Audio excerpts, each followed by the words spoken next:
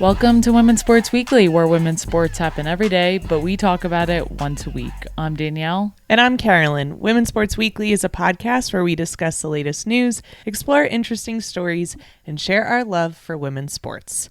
Follow us on Instagram, YouTube, and TikTok at Women's Sports Weekly Pod. Follow us and rate us on Spotify and Apple Podcasts. Send us an email at womensportsweeklypod@gmail.com, and we may feature your email on the Listener Experience Zone, The Les. We have a very exciting episode today. We do. We have a very special guest. Andraya Carter is joining Women's Sports Weekly today. Can you tell our listeners how this happened? Well, we had the opportunity to meet with Andraya Carter at the Final Four last year. We had a great conversation with her last year, and then this year we saw her again, and we were saying how Ryan has been on the pod, would love to have you on, and then she agreed to do it. And we had her on, and it was such a great interview, and we just loved chatting with her. Yeah, she was so gracious, as we always say with everyone, so gracious with her time. Just her even saying yes, it was awesome. And then on top of that, just provided us with such a great interview. So we're so excited to share it with you today.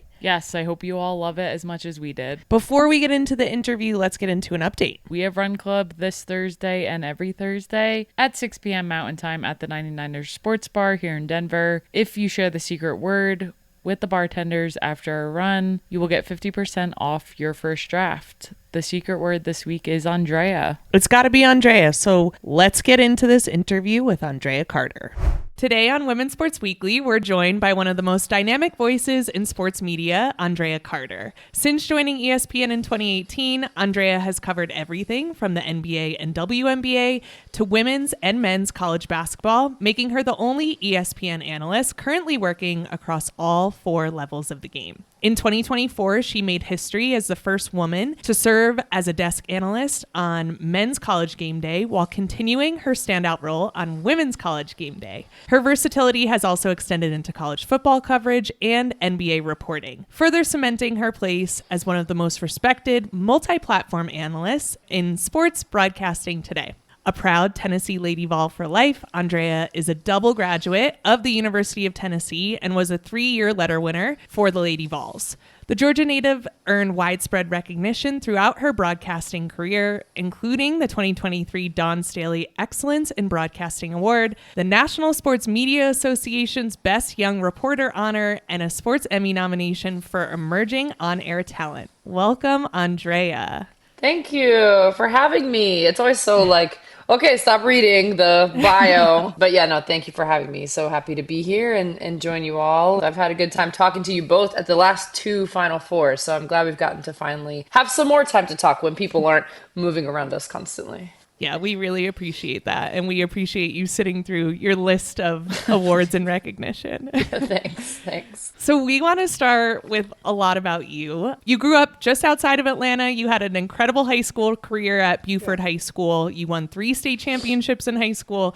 So we want to know what drew you first to basketball. How did you get into it? Yeah, I loved basketball from the beginning. I started playing when I was 4. My dad, he's my stepdad, but he raised me, so I call him my dad. He was one of my first coaches, and honestly, he put me in basketball, and I always give credit. It was my coach, Coach Overstreet. This is maybe when I was in second grade or something, and she was like, you need to put her on an AAU team. She needs to play 2 years up. She was kind of the first coach to be like, no, we've got something here. When she told my parents that, they just dove straight in. Like, my dad coached some of my AAU teams. I loved basketball. I just loved playing with my friends. I played with older kids. I played year round. I could have played all the time. I was playing pickup. I was doing high school camps. I was training all the time. Back then, I feel like it was more common to specialize in basketball. I didn't really do anything else. I ran track in middle school. I hated it.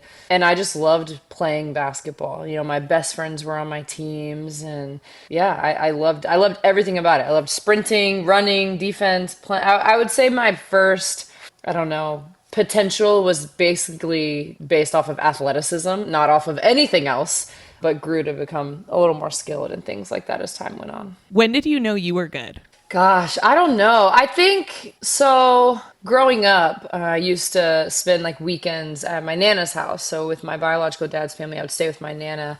And she actually passed while I was in college, but I would play with my cousins that were boys. Or we would go to the rec center and we would play with a bunch of boys. And I was always the only girl. So it started to click a little bit that I'm not doing the same things that, the other girls are all sitting on the sidelines and like they're watching or they're chatting, or we would play at this park and all the girls would be like over there and I would always be with the boys playing. And so I think from a young age, I really realized, I don't know, that I just really liked sports. I don't think it clicked that I could do something with it until like late middle school when a scholarship offer came in, and you like barely know what that means at the time. But I knew I wanted to play basketball and I knew I wanted to play in college. I think when I first got my scholarship offer, that's when I realized like, okay, it wasn't the school I wanted, but I was like, okay, we can keep working for this. What school was it? Yeah. Well, I was great. I was very happy with, I can't remember which ones came first. I know Florida State and UGA were a couple of the first offers that I got. UGA, Tennessee, and UConn were my top three schools always. Tennessee and UConn came later than the rest of them did because they did, a lot of the offers came in relatively early. Probably not early for today's generation of kids. They get scholarship offers super early because they're just so talented and so skilled. But yeah, those were my top three schools. But Tennessee didn't offer till right before my sophomore year. And UConn, I never went on a visit, so I never got an official offer from UConn. But I committed to Tennessee as a sophomore because that's really where I always wanted to go. That's great. I was a huge Tennessee fan growing up as well. Pat Summitt, Hold on, Danielle. unbelievable. You What? need to tell Andraya about your room, because like not just like a huge Tennessee fan. Oh yeah, my dad and I painted my room like 2 walls were Tennessee orange and 2 walls were the blue, and I had Tennessee everything. Like I was obsessed. That's so fun. That's Yeah, funny you it's a say little that because embarrassing. my bedroom was blue and my bathroom was orange. So yeah, we're on the same page. We're on the same page. There you go. I've heard you on another podcast talk about your high school coach and how he was really tough and I'm sure shaped your college experience a little bit. I would just love to hear more about your college or your high school experience and what kind of impact he had on you. Coach Durden was tough, yes, but like tough love. Like the two things went hand in hand. I was emotional as a kid. Like I remember missing free throws in 8th grade and it like could have won the game and I was in tears. And my freshman year, we had 8 seniors. We practiced with the high school team when I was in middle school, but I couldn't play. We weren't allowed to play varsity until I got to 9th grade. And so when I was in 9th grade, we had 8 seniors. So I just had no responsibilities at all. I just got to be like the fast freshman that was out there just getting the ball to the right people and getting steals, and I didn't have to lead. I didn't have to do anything except play, which was great. And then my sophomore year, when those 8 seniors graduated, my coach was like, you got to figure this out. Like, you need to lead. And so there would be whole practices, like entire practices where he would just make us run, but he wouldn't tell us why. He would just make me figure out why we were running or what needed to be done again or what needed to be said to who. And he would just look at me and I would look at him and everybody's also looking at me and I would just be in tears because I'd be like, I don't know what you want me to do. And you're being too hard on me. And he was so hard on me, but it brought out the best in me. Like, I remember, I've told this story before, but we would go and play scrimmages in the summer. And we were in this big gym. I can't remember where it was, but we weren't playing very well. I wasn't leading very well at all. And he calls a timeout and just tells the whole team to come over to the bench. And then he's like, no, you wait at half court. And meets me at half court and just absolutely is tearing me to shreds. But he also would take me to camps and I would stay at his house and I trained with his son and I would ride in his truck. He had a beat up old truck. He's got a really nice truck now, but he had this beat up old truck when I was young, and I'd ride in his truck and he would be there early to work out with me. We'd stay after school to work out with me. When you know someone cares about you, they have way more wiggle room to bring out the best in you no matter what it takes. And Coach Durden 100% did that to the maximum degree of being hard on me, but also loving me. He maximized both of those things, and I'm definitely better for it. That's awesome. I'd love to take it back to Tennessee. So obviously sophomore year, you said you committed. So you knew way before then that you wanted to go there. What was it? I've heard you say you've read all Pat Summitt's books. Yeah. Like, was she the big draw? Was it the school? What started that initial interest? It was definitely the books. I'm a huge reader. I love to read. I read her books.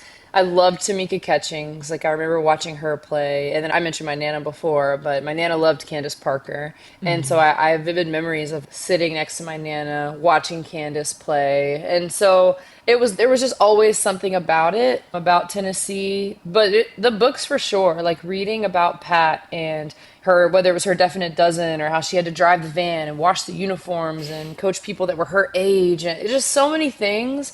I was just like, I want to play for her. And I remember this had to be, maybe I was in eighth grade. And again, I was playing my AAU team. Most of them were 1 or 2 years older than me. Well, they were all 1 or 2 years older than me. A lot of them were 2 years older. And we were playing in this tournament it was Augusta. And Pat was like checking into the hotel, and I was at the top of these big stairs, and I'm like freaking out, just looking at her. I didn't even go near her. And my teammates, all older than me, forced me down the stairs, made me shake her hand, made me introduce myself, and I was like freaking out, like couldn't believe it. In that same tournament, I was playing in a game and fell at Gino's feet and like looked at him. And my AAU coach, who was very similar to my high school coach, his name was Tim Ellis. He was like, "What are you doing? Get up! Like, let's go!" Like, so I just had these starstruck moments with Pat, with Gino. But for Tennessee, it was also closer to home. I've mentioned my nana already. This is the third time, but I wanted her to be able to drive to my games. My brother dealt with seizures, so I wanted to be close enough to him to get home if I could. And Tennessee was just, it was perfect. I spent a lot of time at the University of Georgia. One of my first mentors and big sisters played at Georgia. Her name's Christy Thomas, and she played at Georgia. My best friend committed to play at Georgia, so I was up there all the time. The first time I went to Tennessee, it felt different than all the times I went to Georgia. And so when I took that first visit, I mean, Georgia I could go to in my sleep. Like I loved the gymnastics team, I loved the football games, like I loved it. And Tennessee just felt immediately different when I went. So that was sort of what sealed the deal for me on that first visit to Knoxville with Pat, and getting to meet her and spend time with her. I was like, I've got to come here. Can you name what that was? What was the difference? Did it feel more like home, or like more like it would be a challenge, or what? You know, kind of. It's hard to explain, but I just remember everywhere that I went, like there was this huge training room, and all the women were in there, and all the players were in there. And I remember walking in, I could just see myself there. Like, and I remember, going to, I want to say, was it Stokely? And just going to all the different places, and Thompson Bowling, and they made me come to the court. And at the time, and I don't know if Tennessee does it anymore, honestly. I haven't been to one of their practices in a while, but everyone used to touch feet in the circle. And so I got to go, Pat called me into, the circle for practice, and I was like touching feet with everyone. And I don't know, people say when you know. Everywhere that I went, and then spending time with Pat, I just felt like I want to come here and be great. I remember telling my dad, like, I've got to come here. And I remember when she offered me a scholarship, which was a complete surprise, because the game she came to, I didn't play particularly well, but I wanted to commit right away. And my dad was like, no, if you win a state championship, then you can commit to Tennessee. I don't know. He was trying to be motivating, but we won, and I committed like the next day. So I don't know. It was just different. I just felt it all over. Like, this is where I'm supposed to be. Yeah, that's awesome. So Pat offered you sophomore year, and was it right before you went that she announced her health issues and was stepping down? So how did that impact your decision to stay? Did you waver at all? What was going through your head in those moments? It didn't impact my decision, and I didn't really waver. Like, I remember talking to Ariel Massengale and Sierra Burdick and my dad, and I wanted to know if Ariel and Sierra were staying. I'd known them from just camps and Team USA and things like that. It was really cool with them, and they were staying. And also too, Pat, I tore my ACL my senior year. So before my senior year, I was training for Team USA, and I tore my ACL, and I didn't get to play the majority of that year. But that whole summer while I was doing rehab, she called me and let me know that the announcement was coming. That was in the fall. So I tore my ACL that spring. She made her announcement that fall. And Pat stuck with me, like, she didn't waver at all when I told her I'm probably not going to play this year, and I tore my ACL, and there was just no hesitation. She was like, okay, well, you'll be fine. We'll see you at Tennessee next summer, So just her sticking with me I just immediately felt that same thing with her. So she sort of set the example for me of what it looks like to carry through on a commitment to someone. And I felt like the least I could do is do the same for her. Also, at that point, Tennessee was really all that I knew. Like, I committed as a sophomore. This was a senior.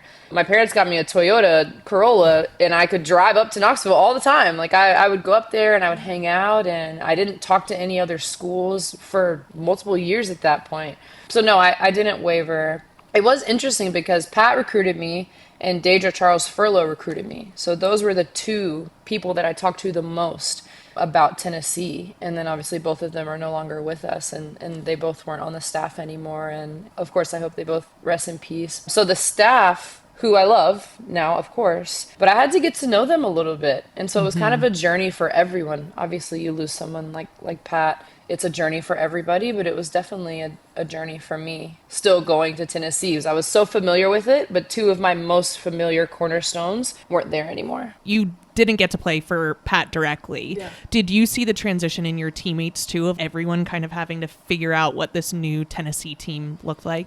Yeah, definitely. I have memories of everyone just sort of being like, and we were freshmen, so we didn't really know exactly how it used to be done, right? And so, but for everyone that was there before, the seniors, juniors, and sophomores, there were some growing pains for sure. Just obviously Holly's coming in. She doesn't want to do things exactly the same as Pat. She's also not the same person as Pat, personality-wise. And there's new director of ops coming in and just so many new pieces. There are a lot of new personalities, a lot of new voices. Our rules, one year, we weren't allowed to walk on the court at all. Like if you were on the court, you had to run. Or then there was one year where sitting and standing was a rule that you had to do, and that we had a curfew, and there were just a lot of different things that were new, and that the staff were. It was sort of like the staff was figuring it out, and we were figuring it out. They had to figure out who they wanted to be as a new staff and what they wanted their standard to be. There's a Tennessee standard, of course, but there's also what is this iteration of it going to be? And so we were all sort of just learning alongside each other. And it's crazy because when I think back about Tennessee, none of that is what I think about. Was it hard at times? Yes. Was losing hard sometimes? Yes. But I really, my immediate memories are just joy. Despite the difficulties and despite falling short, really, of the Tennessee standard, I had a blast. I just loved it. Knoxville and Tennessee was clearly where I was supposed to be. And I hope that, because obviously so many things factor in now to players making their decision for college, I hope that players still go where they feel like they're supposed to be. Because if basketball doesn't go well, or you lose a game, or whatever hardships are going to happen, because they're going to happen when you're in college, I hope that players today still feel like they're where they're supposed to be, just as people, because I wouldn't change any of it. I think that's such a great point, and we've talked about it on the podcast before, especially with NIL and this increase in money. Cultural fit is so important, and I don't know how to translate that to young athletes who might have to take care of their family members or are just trying to get paid, which I understand. Cultural fit just has such a huge impact and can impact the rest of your life, right? If basketball doesn't work out for whatever reason, it's just huge. Yeah, on one hand, I would say I'm so thankful, honestly. Like, of course, NIL is an amazing opportunity, but I think for me, as angsty as I was and as overwhelmed as I felt just from the game alone, I got my master's in sports psychology after I stopped playing basketball because psychologically I had the hardest time. I'm so thankful that the only thing I ever had to consider was myself. Right, like I didn't have to consider my family or bills or money or, I just had to consider, where do I want to play? What town do I want to be in? What teammates do I want to have? And, what style of basketball do I want to enjoy? What coach do I want to play for? Like all of my decisions for going to school were so not selfish, but that's the only thing I had to consider, and maybe how far I want to be from my family or how close I want to be to my family. Athletes today at their young age of high school have so many things to think about. And I think I would have had a really hard time with that. And I have so much respect for just all of the young athletes today that are now handling things that even grown adults struggle to handle. You're now putting this, pressure on these high school kids. Yeah, let's talk a little bit about your transition from playing to not playing. So you had SEC all freshman honors, you led the conference in steals in your sophomore season. Unfortunately, injuries did lead to an early retirement for you. Looking back, what was the hardest part of navigating that time? How did you come to that decision? Can you talk a little bit about that? The hardest part was that despite how much pain I was in playing, the conversation that the doctors had with me still felt very unexpected. And it's weird because I shouldn't have been blindsided because I was getting Toradol shots and I was in pain in class and sitting and standing, and some days I would practice, some days I wouldn't, and my brace helped my knee but it hurt my calf, and like there were just so many things. Like I would play in the game and I wouldn't feel a thing, and then as soon as the game was over it was just this brutal pain in my knee. And for some reason it never occurred to me that I should stop playing basketball until the doctors had the conversation with me. And my best friend came up to Knoxville. I have a lot of best friends. One went to Georgia. This is my other best friend, Bailey. She came up with me. I was having a surgery on my knee, and, God bless her. We're both so young at the time. We're like, 21 maybe? I don't know, 21, 22, 23 maybe. The doctors are just talking to both of us, and they're like, if you play this fifth year, because that's what I had a fifth year to play. So I missed my freshman year with a shoulder surgery. And then my sophomore year, I tore my meniscus, but I played on it the whole season. And that ended up being what caused the detrimental pain to my knee. And they were like, you could play this season, but you shouldn't practice. You should really only do non-impact cardio. And at this point in my career, I already didn't feel good offensively because I couldn't be in the gym extra. So I was the player that I had to get up extra shots. I had to work on my game. And so when you are dealing with injuries, you're not in the gym as much. And so my role became this defensive player. And I loved that. But at times, again, I told you I struggled with the psychological part of the game. I felt like a liability on offense. I was very well aware that I wasn't confident offensively. And so now the doctors are like, you could play, but you can't practice. And I'm like, I already have barely any confidence. And now you're telling me I'm not going to be able to practice. And then they were just like, really what we would do for someone with your knee is a knee replacement. Like you need a knee replacement. You're too young for it. If you stop playing basketball, you can be a healthy, active adult, and you probably won't need a knee replacement until mid-30s. So I just kind of had to choose. And luckily for me, I had a lot of other things going on in Knoxville. I loved school. I had an opportunity to still get my master's. Tennessee said they would still give me, an opportunity to have my master's paid for. I was coaching PE classes at the Tennessee School for the Deaf. At the time, it was the WNBA or it was overseas. And when I just really started thinking about it, I was like, I will just be that player that's in pain, probably bouncing around, probably far from my family, trying to stick and trying to hold on to this dream that's not reality. And so I let go of it. And it was hard. As much as it made sense logically, I felt blindsided and I felt very emotionally just distraught. And now here we are and it all worked out. But I just remember at the time feeling very sad. Sad because it was over, but also sad because it wasn't what I thought it was going to be. Yeah. Right? And so you're dealing with that. It's not my choice, but even my career, I was like, I haven't gotten to be the player that I know I can be yet. So you want to hang on to it longer so you can become that player. And you actually end up getting worse and worse in some cases. And I feel like that would have been my case. I think the longer I would have tried to hold on to the game, the worse it would have gotten. So I just had to make an adult decision and be a regular person is what I called myself for a long time. A NARP. Yep. That's what we call it. Yeah, exactly. Yeah, Danielle and I both had to do the transition from college sports to not playing. And I think for both of us, it was like a huge identity shift. So can you talk a little bit about that? Where did you begin finding who Andraya was without playing Tennessee basketball? Honestly, I feel really lucky because the season that I didn't play, so, it would have been 2016, 2017. I shadowed Maria Taylor. I visited her in Charlotte. I had the opportunity to call games as a color analyst for Tennessee. They were online games. I was still getting my master's degree, so I was in school. I still loved working out, so I threw myself into that. I was so broke, so I was driving for Uber. I was driving Lyft. I was coaching kids' camps. I have a really close family that I'm really close to in Knoxville, and the mom, her name is Rachel. I trained her 3 kids, but then she would bring all of their friends. So I would do like these camps on Sundays and like, so I just threw myself into everything possible. One, to make money, but two, to stay busy. And I think for that reason alone, I just didn't let myself think too much that I wasn't playing basketball. And then honestly, getting to be the color analyst for Tennessee and all of them I just played with, I got to sit right there at the games. Even though I only did like 4 or 5 of the games, I got to be there and I got to be in the arena and talk about my teammates and talk about them and what they were trying to do. And I think it immediately healed a little part of me that was pretty broken at the time. That's amazing. So you talked a little bit about, obviously, color analyst at Tennessee, and I've heard you tell the story of how kind of ESPN heard you with the Kentucky versus Mississippi State game.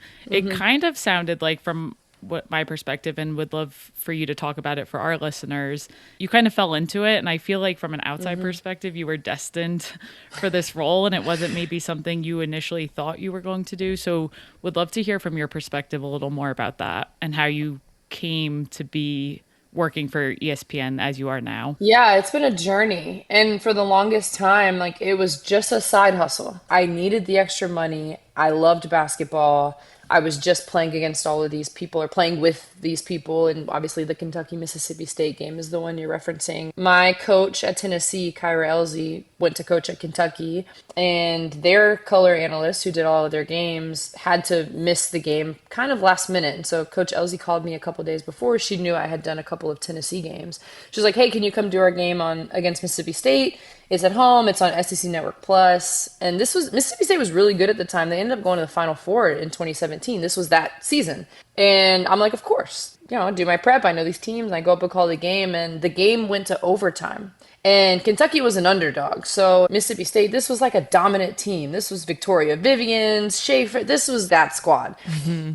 And so I'm calling the game, and I think people they were like, who is this? Once it went to overtime, like, if you weren't watching the entire game, you probably tuned in at overtime. And that's when people just were like, hey, you need to talk to Pat Lowry. She was the coordinating producer at ESPN at the time. And through knowing Maria, she helped me, get on an email chain with Pat Lowry, and I could send her that game because it was a close game. It went to overtime. It was such a good moment. So I had film that was really good that I could send to her. And she met me at the SEC tournament. I drove myself there. There's the story about how I slept in my car, as I had to meet her, and got ready in my car. I slept in my car. I used Maria's credential at the tournament, and we're just talking. I'll shorten the story because it's long, but we have a great conversation. She said she only had 10 minutes. We ended up talking for like an hour.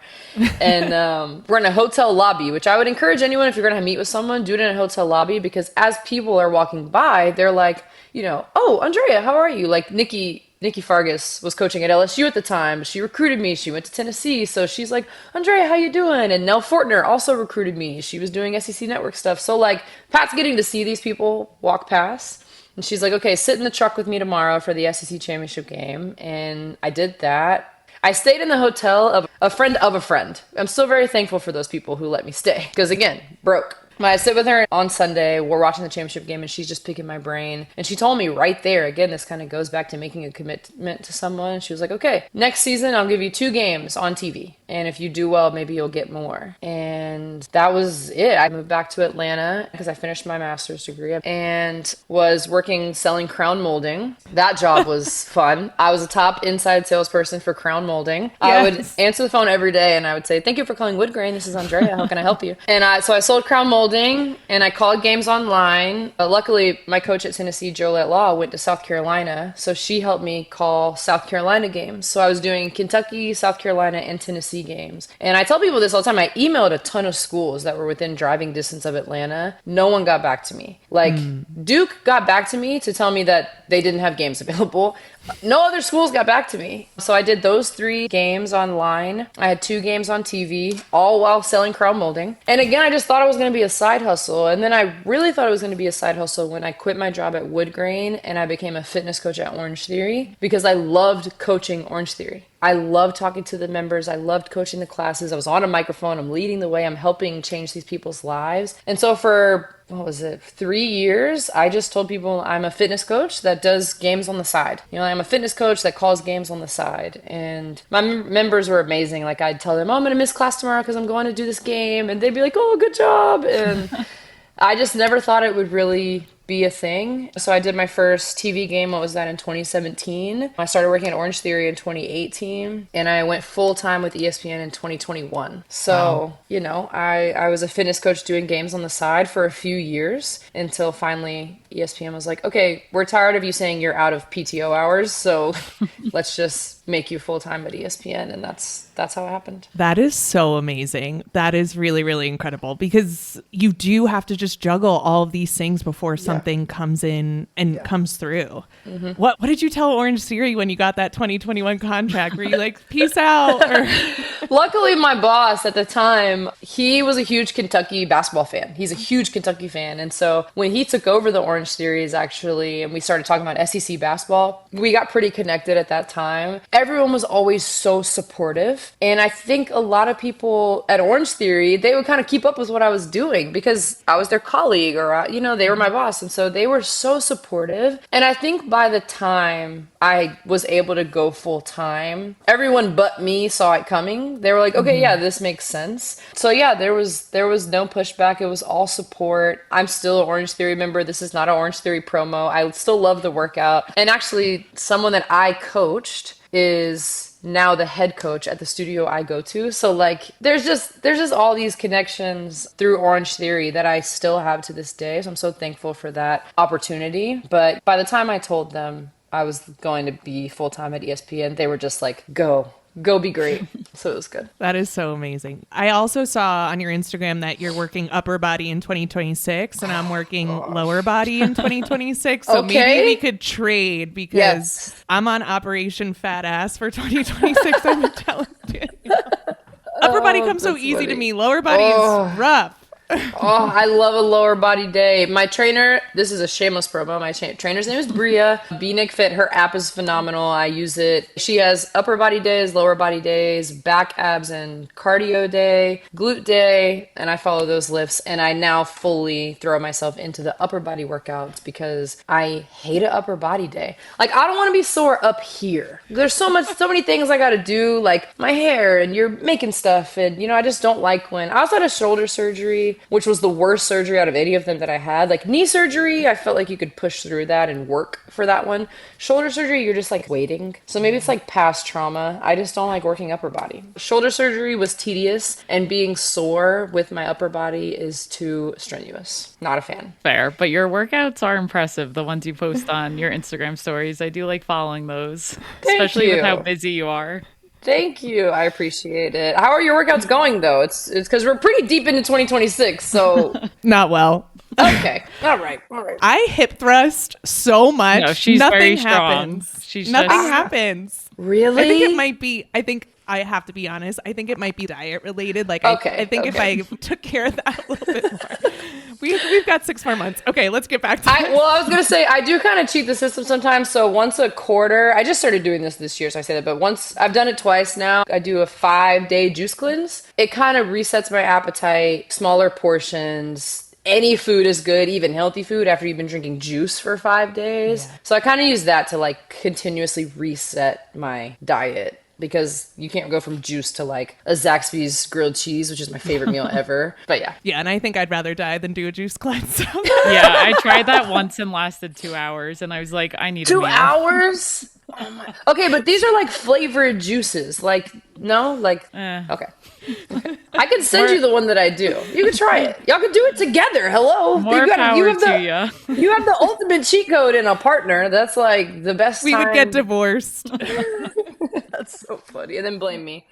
Yeah. Oh, what happened? Andraya Carter's juice cleanse actually brought us down. Yeah. You'd be listed on the papers. Yep. All right. So 2024, you become part of ESPN's Women's Final Four coverage alongside some of our faves, Chiney Ogwumike and Elle Duncan. Was there a specific moment for you, and maybe the three of you, where you were like, oh gosh, we are the big three and we belong here? Yeah, I don't know. Kind of like we were in studio one time and Elle was looking on whatever social media, maybe it was Twitter, X or something, and she was like, guys, everything's really positive. Everybody's really positive, which is like rare, right? Like usually, people are like, I don't like her voice, I don't like her style, I don't like her just, people want to go be negative all the time, which is fine. I get it. You want to have a space to express yourself. That's great. But for us, there was that. It was the tournament for sure. And I think people, because we were on TV so much, for people to spend every day with us watching a multitude of games and to tune in multiple days in a row and not get sick of us, we were like, oh, this is cool. And I think the bigger thing for us in that moment was more, well, for me, but we've all talked about it, was just how we all felt like we were completely being ourselves for that long of time, and to be in the studio for 16 hours with two other people and to just feel that comfortable and that relaxed and have natural chemistry and have jokes and be able to be serious about things, but then be able to have, laugh, and it was just, the games were so good. They were so competitive, the talent level on the floor, plus the chemistry we had. It just felt like the perfect storm of being able to meet the moment, because I do know we all wanted to match the level of the games that we were watching, right? The games are so good. They need to come out and have our analysis be that good and our chemistry be as good as what we're seeing on the floor. And I think we were able to do that, and we had so much fun doing it. Yeah, your authenticity, and I think so many people are just starving for authenticity. Yeah. And so to see three women do that and it just like click, it was really refreshing. Honestly, I was like, this is so nice that we have these three women who know basketball so well, who clearly like each other, who are clearly having so much fun. It was just so cool to be witness to. Yeah, it was cool. And we're already planning on when we're going to go to Elle's house next. We hop on FaceTime. We're still really good friends, which I think is a really good part of it. What everyone was seeing on TV was the reality off of TV. How we kiki in Elle's kitchen, that was how we kiki on set, and how we still, spend time together now. So it was really cool to be a part of that. And I think just so many people saying how much joy they got out of it, or that they learned something about basketball, or whatever people got out of it. Because sometimes I feel like, I go from a job like Orange Theory, say, where I'm directly impacting people's health. I'm directly impacting their lives. And there are sometimes where I'm like, I'm on TV, but I can't, am I doing enough, And to hear so many people just say that they got something out of watching us and they felt like they were a part of it with us. Because sometimes you're in the studio and there's a camera in between you and the people, right? It's great when we get to go to the arenas and we get to be there in person. But sometimes in the studio, you're like, am I making an impact? So being told that we were doing that, I think was really awesome for all of us. Yeah. And I just want to say, so this past year with the South Carolina UConn matchup, with everything that happened with Gino after, you actually spoke directly after the game. And for me personally, I'm like, I'm angry, but I don't know why I'm angry. And then your analysis after the game, I was like, that is how I feel. Yeah. How do you keep your cool? And that makes an impact, right? Because you're able to speak about things in a way where I was like, I couldn't put that into words, but that's exactly how I feel. So how do you know when to use your voice in that way and keep it together? Honestly, and this, I don't know, because I've been asked this before, and I think part of it has to do with the year after I played at Tennessee. I had a lot of emotions, and I was calling the games for the team I just played for, and calling the games for the team I wanted to be playing for. And so my first year ever providing analysis, even though it wasn't great, there was potential, but it was not great. But I was constantly weighing my emotions. I'm almost emotional now thinking about it, because I was constantly hurting or feeling a lot while breaking the game down and while having a job to do. And it's so you learn, like, as adults, right? There's like two things can be true, right? Like, I'm grieving, but I have to go to work. I'm sad, but I need to take the dog out. And so that was my introduction to being an analyst, was dealing with a lot of emotions and saying the facts and saying what was happening on the court. Not how much I missed it, not how much I wanted to be out there, not how much that's all I really wanted to talk about, but just constantly like compartmentalizing feelings and analysis. And I think just that experience alone, just getting right into it after playing and missing it so much. I think that's helped me a lot along the way of dealing with things that are emotional or could make me angry or that I have any ties to when I'm calling games or I'm in studio and I'm talking about my friends, right? Like I have a lot of friends that play in the W, and so you're constantly picking where you want your attention to go and how you want to deliver a certain message. And I think that's helped me in situations like that one. It's incredible. It's really cool to watch. Thank you. Thank you. We want to get into a little bit of a game with you. Put your analyst skills to the test. We're calling it Andrea's Scouting Report. We're going to focus on the WNBA. We're going to name a player or a team, and we want to hear your thoughts on one strength, one underrated trait, and one thing casual fans miss, like casual fans like us.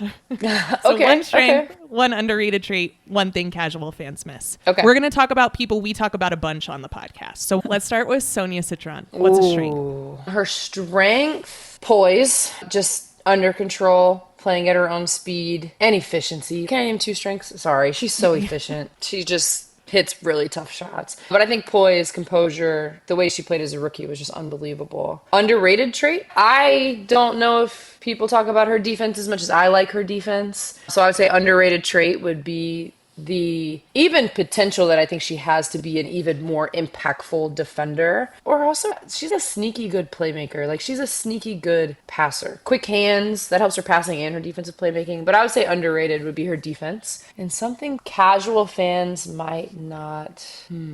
I think her ability to hit shots off the dribble when defenders are really close. You see the shot and you see it go in, but the degree of difficulty. Also, a lot of guards don't always shoot turnaround jumpers. So like Sonia's ability to turn, you see it with posts a lot, right? Like Asia Wilson, she turns, she finds the rim, right? But for Sonia Citron to have a turnaround jumper and be able to knock that down, eyes on the rim while rotating, defenders pretty close. I think that skill for her is something that some casual fans might not appreciate the difficulty of what she's doing. For sure. She makes basketball look easy. That's it's just like wild. She does. She really does. We're going to go to a team now, and we understand there's been a lot of changes with all the trades and this team in particular, but so far this season for the Chicago Sky. Wow. Okay, well, sending best wishes to Rakia, of course. Yeah.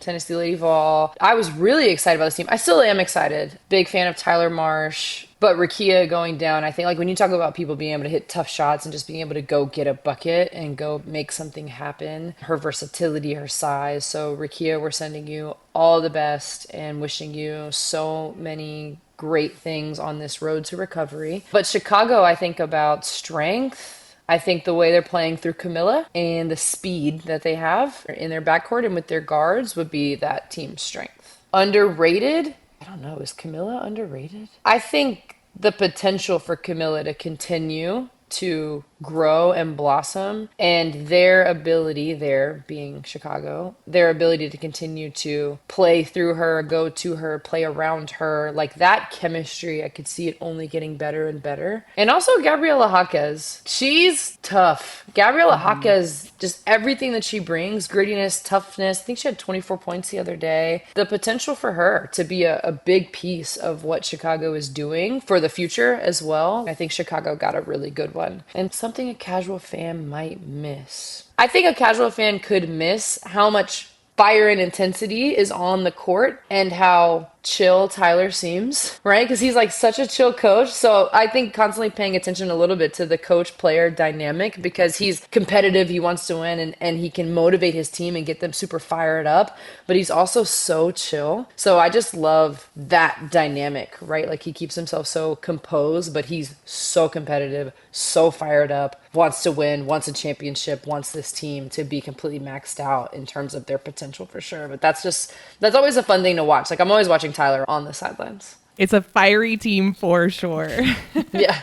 Yes. Okay, last one. Olivia Miles. Wow. Strength, Passing. Her passes are ridiculous. She had a one hand. She was trying to find, I can't remember who was slipping to the basket. I think it was Coffee. And like it was off the bounce. And it was just outside of Coffee's hand. Like the pass didn't even make it. And I was still impressed by the pass because there are a lot of players that just wouldn't even throw that pass. So passing is her strength for sure. Underrated? I think it was probably underrated when she was in college because I didn't think she was going to be able to do it the way she's doing it still in the league. But her ability to get downhill. Like I'm still watching. I'm watching Minnesota give Olivia Miles a high ball screen just like they used to at TCU, and she's getting complete layups. And so underrated maybe to everyone, but it was underrated to me. I remember when she was playing in college, never once was I like, oh yeah, she's gonna be able to get those layups in the W. Like I never said that was going to translate, and it's translating. So this is like calling myself out in this aspect. Underrated is her ability to get to the rim. I just didn't think it was going to be as easy as it has seemed. Obviously defenses will continue to scheme against it, but I'm just watching her get straight line drives to the rim, or maybe like one crossover off a high ball screen. And something the casual fan might miss.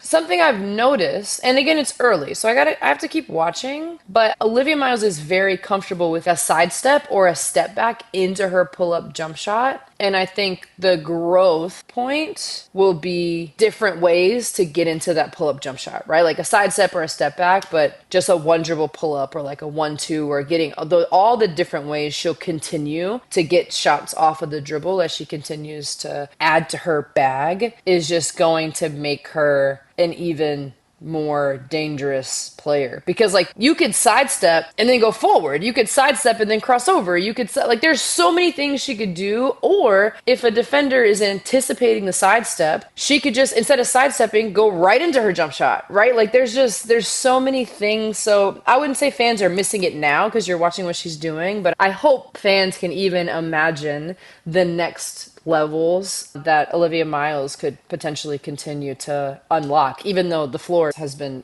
so solid so far. Yeah, that's great. Andraya, thank you so much for your time. As we wrap up today, where can people follow you? Oh, just at Andraya_Carter on Instagram, Threads. I think that's my X thing. I don't really post much on Threads or X. I certainly don't ever respond to anyone. But I post more on Instagram and ESPN. Anytime we have a WNBA game, we're going to have WNBA Countdown as a pregame show on ESPN. So ESPN, ABC, I will be doing the NBA draft. Be at WNBA All-Star if people want to come in person and say hi. Will you all be at WNBA All-Star? We're not planning on going. We're trying to go to a Chicago game, though, this year. That's our goal. Yes. Chicago summers. Chicago's gorgeous in the summer. So, yeah, go check it out. Thank y'all for having me. I appreciate you both. This was a lot of fun. Thank you, Andraya, for joining us. That wraps up our interview for today. Be sure to follow Andraya on Instagram at Andraya_Carter and watch her on ESPN. That's it for this week. We will see you next week on Women's Sports Weekly. In the meantime, watch women's sports, rate and subscribe to the pod on Spotify, Apple, and YouTube, and share the podcast with your friends. Thanks for joining us.